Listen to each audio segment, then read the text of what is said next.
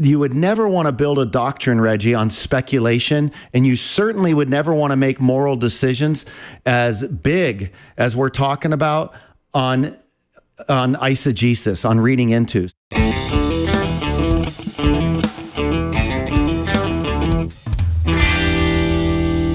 My question to you guys, even though Bobby didn't really satisfy my question last time about eunuchs, I really feel like that is just a word that they were using for homosexuals or for queer people.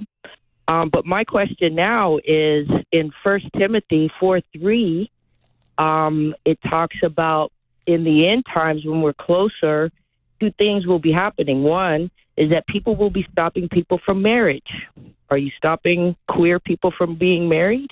Especially if they're Christians like me, queer Christians? And also to, Bobby, I've heard some other of your, during the month of June, the doors of the church should be more open, you guys. And I think once you guys get a perspective of what a eunuch is throughout the Bible, including why Potiphar's wife was so hot for Joseph. What was Potiphar? A eunuch? So anyway, let's jump into it, Bobby. Well, Reggie, I got to tell you, it's so nice to hear from you again, and I appreciated your tone and demeanor when we chatted last time. And I'm just thankful for you to get off and pick the phone up. We want you to feel like you can access us with your questions. The biggest thing, Reggie, and I do hear an eagerness in your heart, and even the very fact that you said, okay, I took what you said on Matthew 19 on eunuchs, and I listened, and I'm aligning with it. And then I'm listening to other stuff that you're putting out there. So you're communicating that you are in a teachable posture and that you're wanting to learn. And I think that that's great. For me personally, I want to be teachable. I want to learn what I can as well, but I want to be faithful to truth. And so you brought up a couple instances, for example, in Genesis chapter 39 with Joseph and Potiphar and that whole story. It says that, she cast her eyes on Joseph, that he was handsome, and she pursued him on the daily. But I would say, the difference between exegesis and eisegesis is in exegesis, you're reading out of the text what's there. In eisegesis, you're putting things in the text that aren't there. So, for example, I would say that you would never want to build a doctrine, Reggie, on speculation, and you certainly would never want to make moral decisions as big as we're talking about on eisegesis, on reading into. So, for example, Potiphar's wife. Well, the very fact that she's his wife would go to show that he wasn't a eunuch because he was able to get married. So he was married to her. That would eliminate the fact of a eunuch. But let's say he became a eunuch because of an accident after the fact that he was married, and now his wife was deprived. Well, we would never know that. We're just making that up. Okay, but let's say that we found out that he was a eunuch, and that was the case. Oh, okay, so then would that legitimize the story in Genesis 39? Well, obviously not. If she was married to a eunuch that couldn't satisfy her sexual desires, that doesn't mean that she has the right to go and pursue one of his hirelings named Joseph. Nor would it be, validating what it means to be a eunuch in the sense that we take it.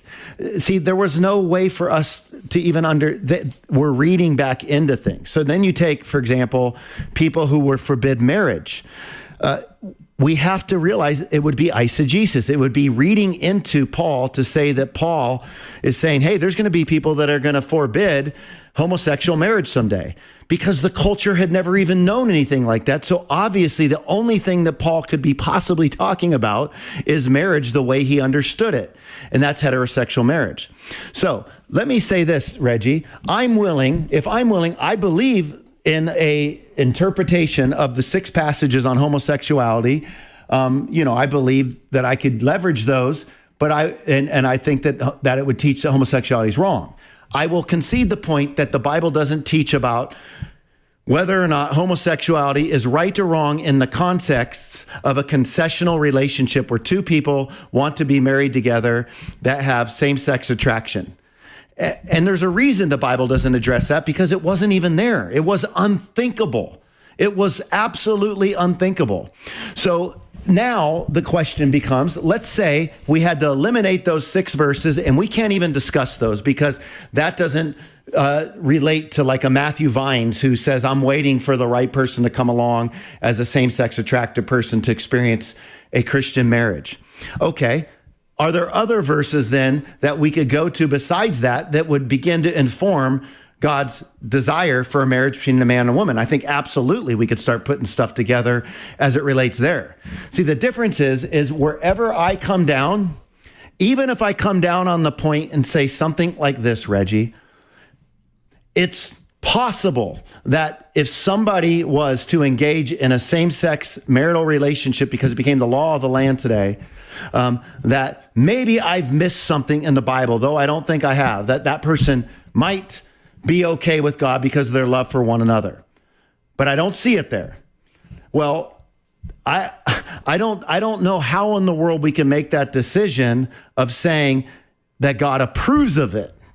I could see how somebody could say, maybe, just maybe like a fraction of a percentage that maybe we've missed something and God's going to be okay with it. But I'm not going to take the risk and say, go for it. But my fear is there's people that are willing to say there's nothing to say it's okay, not even biblical principles that we can develop from that, in my opinion. And then we're going to make that decision? No way. I don't even know how we do it. So much so, I'll conclude with this. Even non-believers know how to read the Bible and use passages against us. They can read the Bible more clearly than people who are in the Christian LGBTQ camp, so to speak. And that is something that should alarm us. Reggie, what do you think? Yes, I got one word for you, and the way that God will be okay with me and my wife once I finally find her, that it's grace. By the grace of God, we are in a new covenant. Brian, how would you address that? Well, Reggie, yeah, we are in a new covenant, but the new covenant is full of, information about how we're to live to the glory of God. So take, for example, that beautiful word, grace. And Paul, in writing to Titus, he tells us that the grace of God has appeared to all people. And then it says this, teaching us to deny ungodliness and worldly lust and to live soberly, righteously, and godly in this present age. Now, soberly, righteously, and godly, that is going to be spelled out further in the ethics and the morality that we see all throughout the New Testament. When it says soberly, righteously, and godly, it's talking about not doing things that God forbids. So the grace of God, this beautiful thing, as you said, it is beautiful. It's amazing. It's absolutely astounding. But it teaches us to live godly. It doesn't give us the freedom to make up things to be the way we want them to be when they're in conflict with what God has already said. So I would just encourage you to go back and really, if you want to think about grace, do a deep dive into the New Testament for grace and see what it actually says about grace. It's not just this idea that, in the Old Testament, there were rules and laws and people had to keep those. But now it's the New Testament, it's grace, and we just love each other. And that's the thing that God is concerned about. That's not biblical Christianity or a biblical perspective on love or marriage. Bobby Conway? Yeah, Reggie, I mean, what Brian's saying is really important. Again, I love your spirit, and I appreciate talking with you tremendously. But I really do believe, if you're being honest with yourself, even what you just said, I'll tell you the answer is grace. There comes a point where I'm sure if I start asking you questions, you would be like, well, I don't know if I would use grace as the term here. So let's say you got a bisexual and they feel like it's unfair that we're requiring that they pick a male or a female to be married to because they have a unique ability to love both sexes and they won't feel complete unless they can have one of each, right? So do you say, go ahead and just do that? Or what about the person that wants to engage in pedophilia? Or what about a mother and a son that have an unusual relationship and they feel sexually bonded to one another and they feel like they want to continue on in that and they want to get married? Will grace cover that? Well, I guess you could say grace can cover anything, but it doesn't give us permission and license to just do these things. And so that's why I think the Bible is clear that marriage has here's what I know at the end of the day. If I stand before the Lord and say, God, I kept teaching on a marriage between a man and a woman because that's all I saw. I didn't see room to make the list longer. And if he says, oh, well, you missed it on the SCOTUS thing because they should have been able to be married and you should have realized that. I'm sorry, Lord. I should have been clearer in the scripture because it really wasn't. I was trying to be faithful in the Bible, right? So at some point, it's kind of like, we're standing before the Lord and you're going to go, well, you made it legal for this, but you didn't make it legal for incest. You didn't make it legal for bisexuals. You didn't make it legal for polygamy. So why is it that just the gay person gets the privilege, but the person with incest doesn't? Or why is it that the person with bisexual can't experience the wider love? The Bible gives us a clear context, and I think that's what we owe faithfulness to. And anything else, all we're doing is just looking for ways to make ourselves feel comfortable about doing something that the Bible, we can't be. See, I'm married, and there's no question whatsoever that the context is clear in the Bible that I'm not wondering, like, did I do the right thing?